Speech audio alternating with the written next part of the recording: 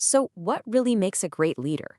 We tend to think of them as these larger than life figures, born with some special quality.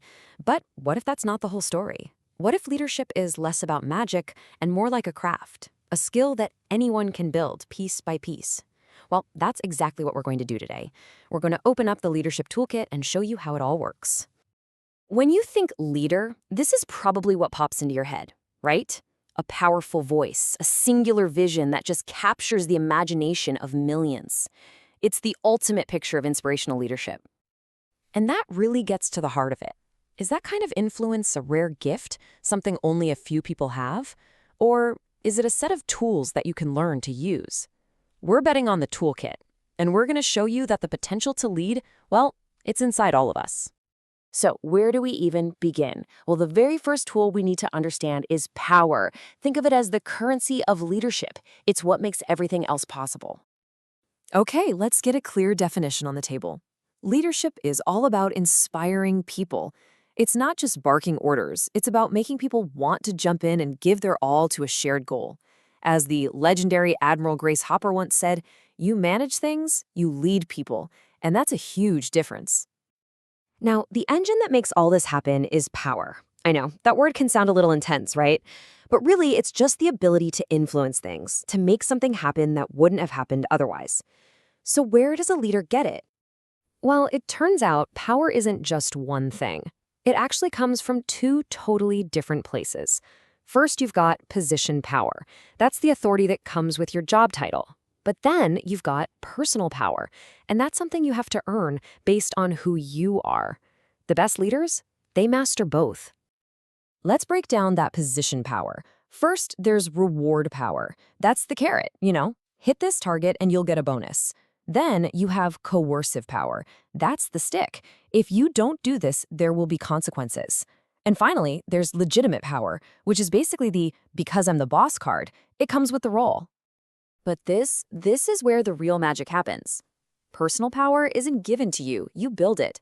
It comes from what you know, your expertise. It comes from who you are, the respect and admiration you earn, that's reference power. And it comes from the trust and connections you build with people, that's relationship power.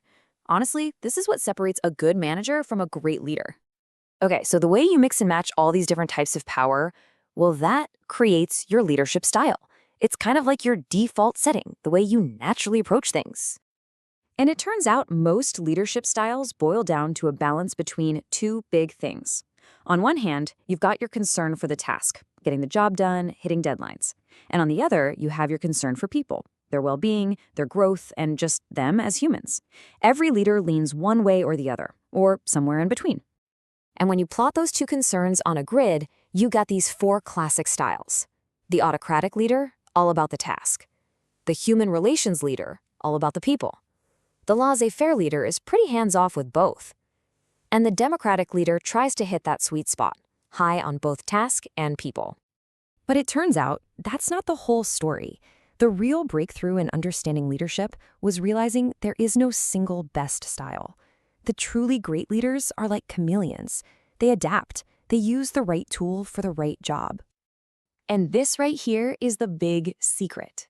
No one style works everywhere all the time.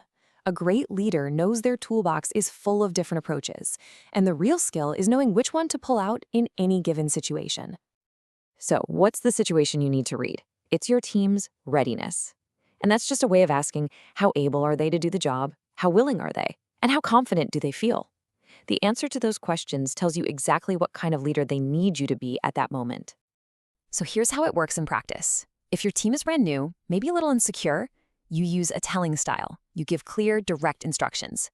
If they're excited but don't have the skills yet, you sell them on the vision and give tons of support.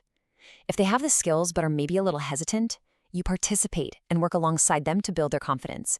And when they're total rock stars, able, willing, and confident, you delegate. You get out of their way and let them shine. Look, understanding power and knowing how to adapt your style, that makes you a really effective manager. But to become a leader, the kind people remember, you've got to go one step further. You've got to learn how to inspire. And we have a long way to go. Check out this number. Only about a third of employees actually see their manager as a strong leader. That's a huge gap. It shows just how many people are being managed, but not truly led. So how do we close that gap? Well, it starts by understanding this difference right here. Transactional leadership is about the day-to-day, tasks, rewards, structures. It's essential, but it's the baseline. Transformational leadership, that's different. That's about inspiring people to care so much that they achieve things they never even thought they could. And these leaders have a special set of qualities. They have a vision that's crystal clear. They have the charisma to make you believe in it. They use symbols and stories to make work meaningful. They empower people, they challenge them to think differently, and maybe most important of all, they lead with absolute integrity.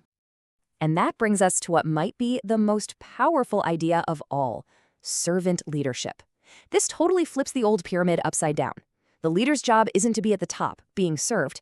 It's to be at the bottom, serving everyone else, making sure they have what they need to succeed and to contribute to something bigger than all of us. This quote from the educator Lorraine Monroe just nails it, doesn't it? At the end of the day, the highest calling of a leader is to create and share a vision of a better future that inspires other people to help build it. So let's bring it all home. Leadership isn't about a title on a business card. It's a skill you practice. It's a style you learn to adapt. And it's a huge responsibility you carry for others. The potential to be that person, it really does live in all of us. We've given you the tools, the styles, the whole framework. The blueprint is right here. So the only question left is, what are you going to build with it?